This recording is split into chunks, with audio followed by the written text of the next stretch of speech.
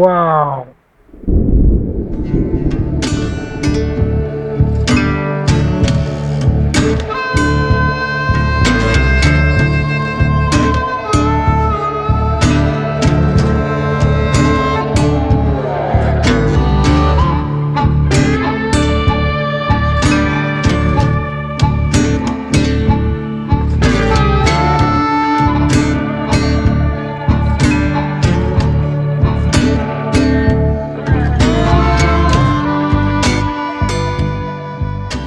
Finally कई जन्मों के वेट के बाद हमारा प्लान बन ही गया और हम कई शताब्दियों के ट्रैवल के बाद फाइनली हम पहुंच चुके हैं अल्मोड़ा। और अभी हम जिस जगह पे रुके हुए हैं वो अल्मोड़ा से 10-12 किलोमीटर की दूरी पे है और इस जगह का नाम है कसार विलेज। और इस बार कुछ खास है इस सफ़र में, क्योंकि इस सफ़र में हमारे साथ एक नया हमसफ़र जुड़ चुका है और वो है वन एंड ओनली चिल्लू प्रसाद। हाँ बेटा, तालिये।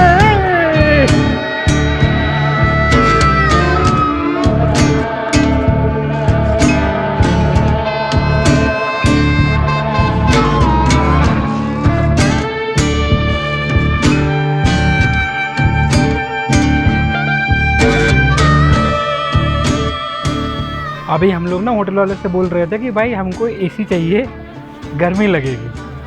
तो उन्होंने बोला कि नहीं भाई, तुम्हारी जो है फ़ैन से ही काम हो जाएगा। बट अभी बाहर आए हैं, अच्छी खासी ठंड हो रखी है और पीछे है फॉग पूरा। ऐसा लग ही नहीं रहा है कि हम लोग मई में आए हुए हैं।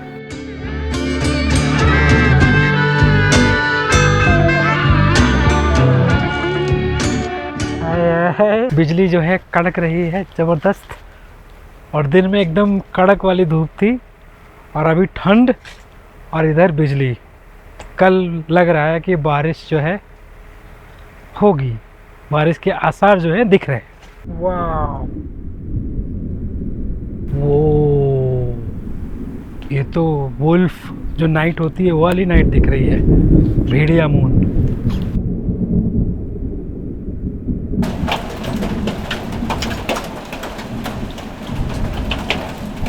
लो भाई बारिश की बात हो रही थी और बारिश स्टार्ट हो गई। ओले खतरनाक गिर रहे हैं बड़े बड़े, और पता नहीं गाड़ी का क्या हाल होगा। वहाँ बाहर खड़ी हुई है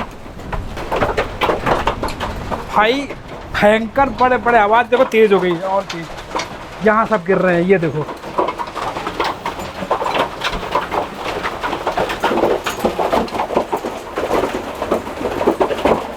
सुबह के बज रहे हैं 7 और धीरे धीरे जो है फॉग हट रही है और सूरज निकल रहा है। बट हमने जो कल सोचा था और पूरी प्लानिंग करी थी वो करी थी थोड़ी सी गर्मी के हिसाब से और नॉर्मल टेम्परेचर अराउंड 30 के हिसाब से। और जब हम वहाँ से निकले थे तो फोरकास्ट में अराउंड 30 डिग्री था और हमने कोई भी प्लानिंग, कोई भी वुलन क्लोथ्स वगैरह पैक नहीं किए। और यहाँ पे आके बारिश हो गई और ठंड थोड़ी सी बढ़ गई है और अभी है टेम्परेचर 18 डिग्री। हमारा प्लान ये है कि हम पास में ही कसार देवी टेम्पल है वहाँ निकलेंगे और उसके बाद जो है कुछ व्यू पॉइंट्स हैं तो वो वगैरह भी देखेंगे। महाराज का खाना बनता हुआ, इडली बन रही है क्या भाई। जो कल माउंटेन पीक हमको दिख नहीं रही थी, थोड़ा सा वहाँ पे फॉग क्लियर हुआ है तो माउंटेन पीक वहाँ हमको दिखती हुई और नज़ारा मस्त है।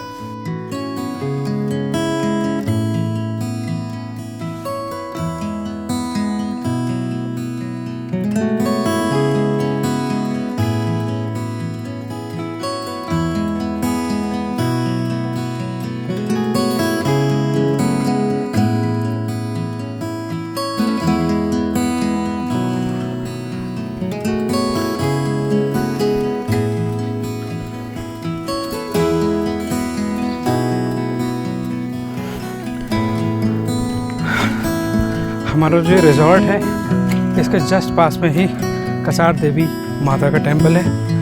और अगर जो रिजॉर्ट के थ्रू नहीं आ रहे हैं, बाय रोड आ रहे हैं, तो उनको नीचे उतरना पड़ेगा, फिर वहाँ से ट्रैक करके ऊपर आना पड़ेगा। बट हमारे लिए काफ़ी इजी और पास में है। तो ये रास्ता है, यहाँ से जस्ट 2 मिनट की दूरी पर ये ऊपर चढ़ते ही शिव टेम्पल है, उसके जस्ट नीचे मेरे ख्याल से 20 मीटर पे कसार देवी माता का टेम्पल है।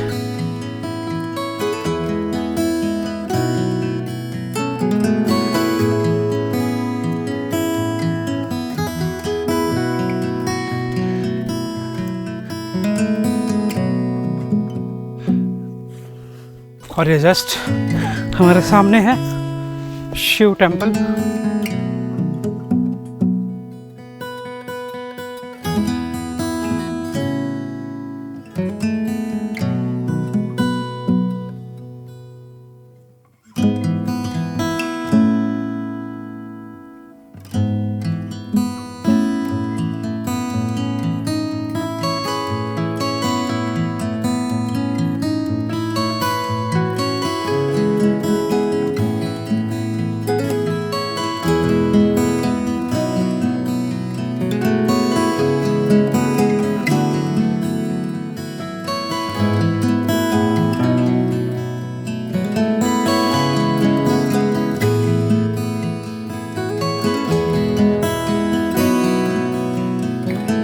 यार फाइनली हम लोग आ तो गए हैं यहाँ पे कसार देवी टेम्पल पे, बट भसड़ बहुत ही ज़्यादा है ना।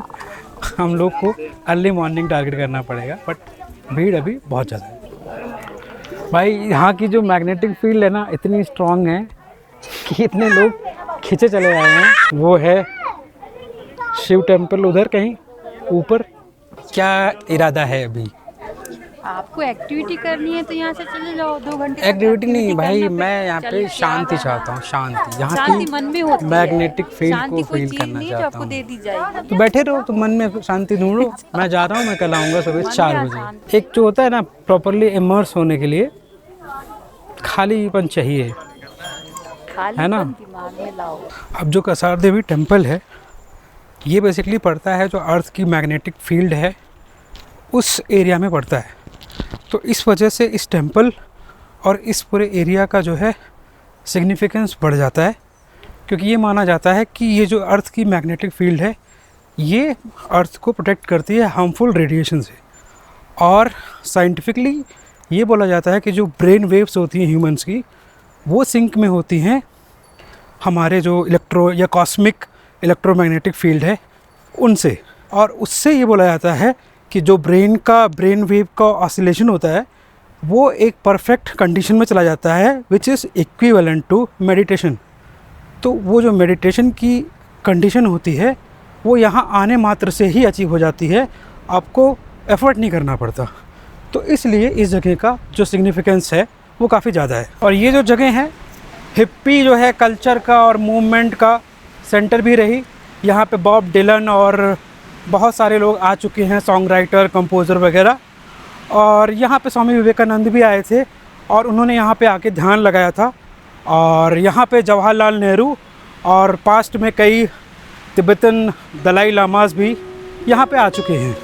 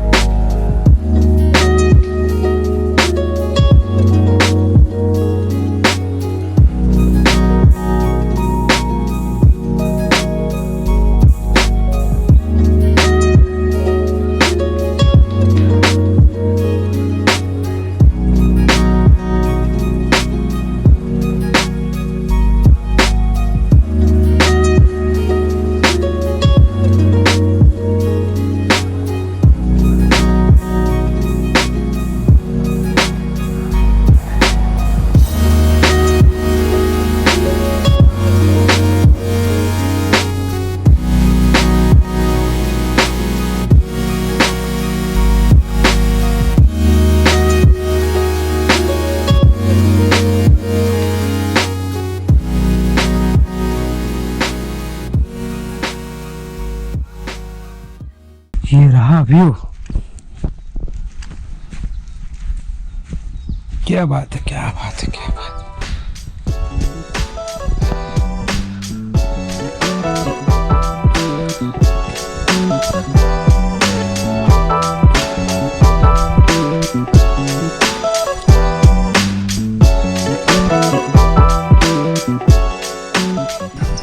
सामने एक ये व्यू पॉइंट है, ये खाली है। मेन जो यहाँ के क्रैंक रिज और अदर व्यू पॉइंट्स है ना, अब भीड़ बहुत थी, तो हमने अपने लिए एक नया एक अनोखा सा व्यू पॉइंट निकाला है। और ये रहा सामने, इसको आप बोल सकते हो लोअर क्रैंक रिज, ये हमारे नाम पे पड़ेगा, हापर रिज। हम जो है उतनी दूर ऊपर से वहाँ से चलते हुए ऐसे ऐसे ऐसे ऐसे ऐसे ऐसे आ रहे हैं। आने में कोई दिक्कत नहीं है, जाने में होगी। और हमें अभी जाना है उस व्यू पॉइंट पे। यहाँ पे काफ़ी शांति है और ये रास्ता जो है मेरे ख्याल से मेन रोड से आता हुआ है। यहाँ पे भी कुछ गाड़ियाँ पार्क्ड हैं, तो शायद आगे से कहीं रास्ता होगा जो नीचे से जाता है कसार देवी। और ये पीछे है शारदा मठ।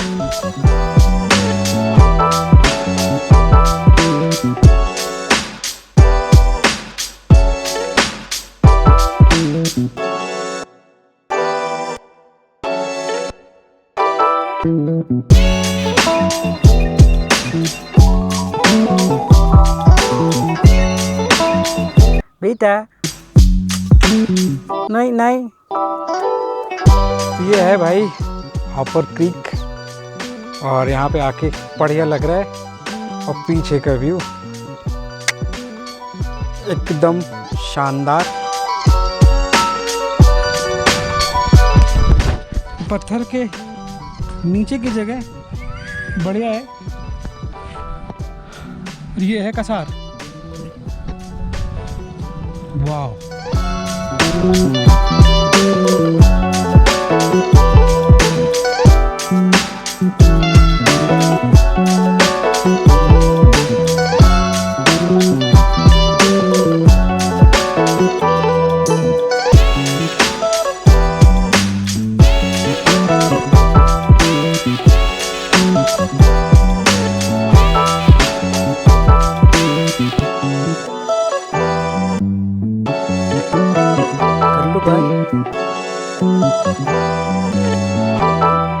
तो हमारा जो कसार का आखिरी लोकेशन है वो है गोलू देवता टेम्पल।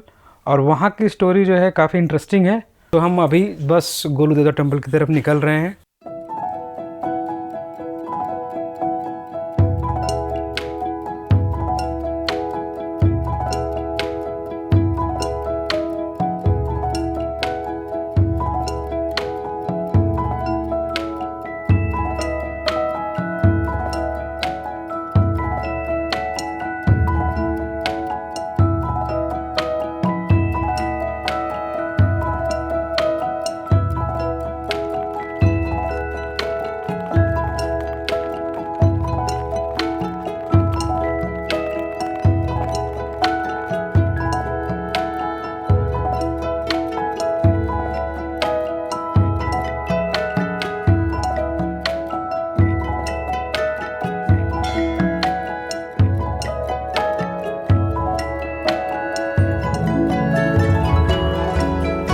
बजा दो बजाओ, पकड़ो,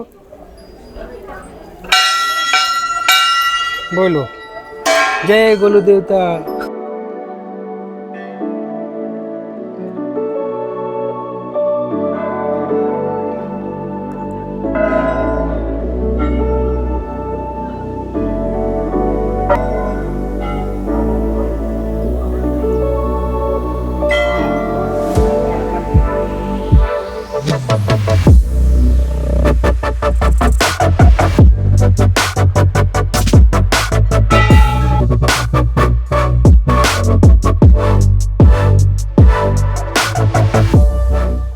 तो ये जो गोलू देवता टेम्पल की स्टोरी है काफ़ी इंटरेस्टिंग है।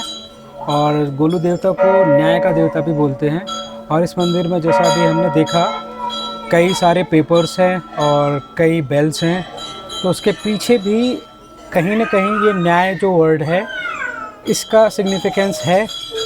तो स्टोरी ये है कि जो गोलू देवता थे यहाँ के एक राजा और रानी थे, उनके घर पैदा हुए और उन जो राजा की कई महारानियाँ थी, तो उन्होंने जेलसी में आके उस बच्चे को स्टोन से रिप्लेस करके एक वुडन बॉक्स में रख के नदी में फेंक दिया।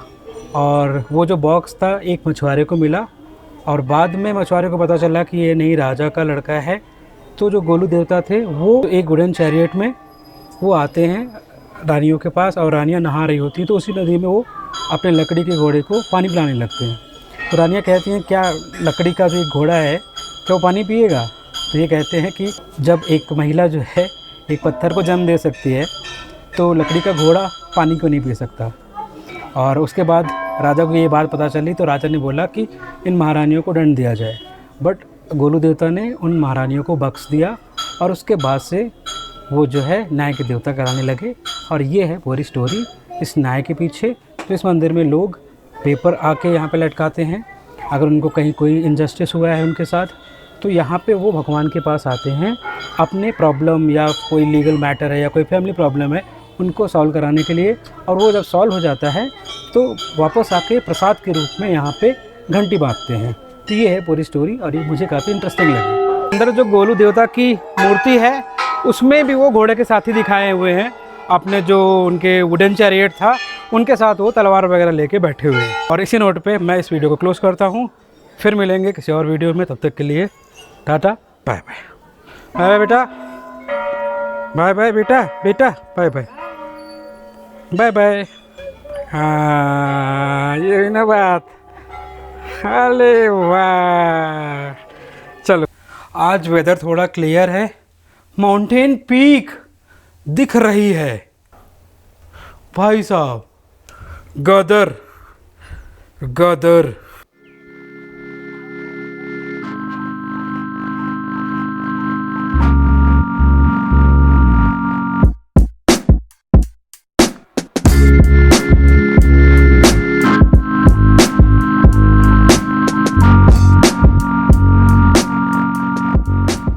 यार इस जो है ना माउंटेन पीक का एक्चुअली मैं जब गुड़गांव से चला था तब से मेरे दिमाग में ये थे कि भाई ये व्यू चाहिए, और मैंने जो रूम बुक किया था इसीलिए किया था कि यहाँ से वो व्यू मिलेगा। बट फाइनली 2 दिन के बाद जो है क्लाउड हटा, मौसम छटा और ये जो पीक हमको अपने लास्ट दिन दिख गई। मज़ा आ गया भाई। और सामने का जो व्यू है ना खतरनाक है, एकदम चकाचक, ऑसम। यार यहाँ से निकलने का टाइम आया तो बारिश स्टार्ट हो गई है और सुबह से हो रही है, 2-3 बजे से हो रही है और पता नहीं कब बंद होगी। बट अगर हम टाइम पे नहीं निकलेंगे तो हम जो है फंस जाएंगे और बहुत लेट हो जाएगी हमारे लिए। लाओ यार बनाना दे दो, दे दो बनाना दे दो ऐसे ही। थैंक यू यार। कितना है? हाँ ठीक है। तो ब्रेकफास्ट भी अभी रेडी था नहीं तो हमने बनाना रख लिया है। तो ये है ब्रेकफास्ट का जुगाड़। चले फिर।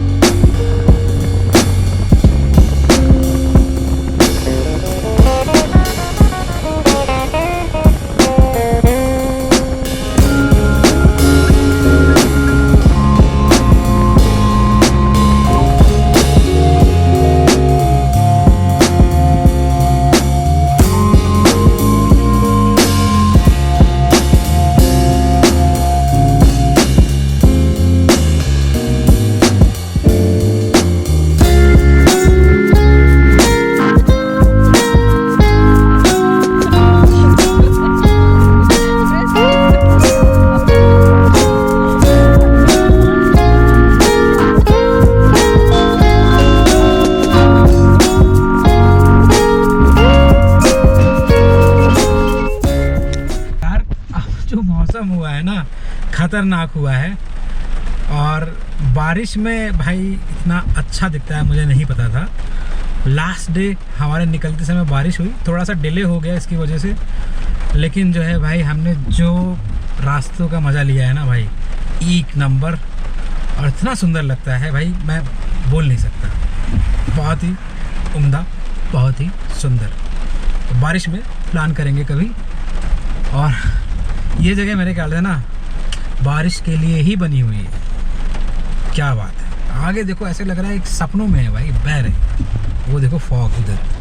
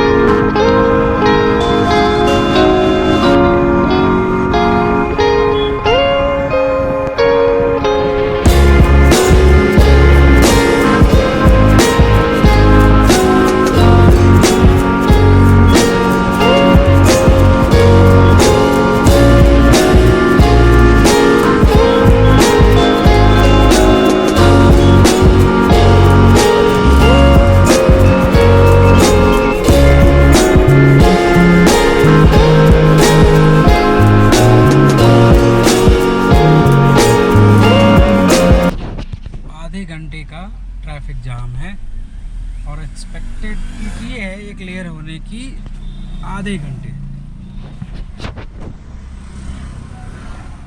और व्यू भाई एकदम कदर हो चुका है, क्या बताया जाए। मस्त मौसम हो गया है, एकदम सुहाना मस्ताना। वाह।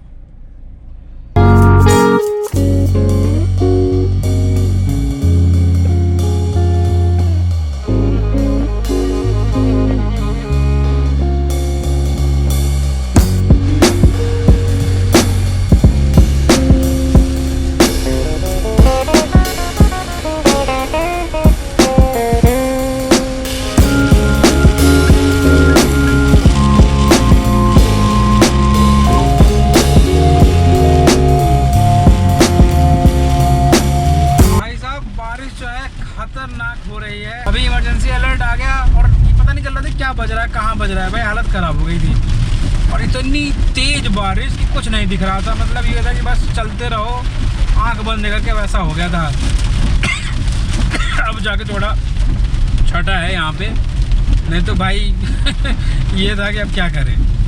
और ये बारिश मतलब गनीमत है कि हमको ऊपर पहाड़ों में नहीं मिली, अल्मोड़ा के आसपास।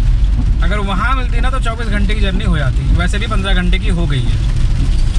तो काफ़ी यादगार रहने वाली है ये हमारी ट्रिप। वापसी की स्पेशली ज़्यादा यादगार रहेगी।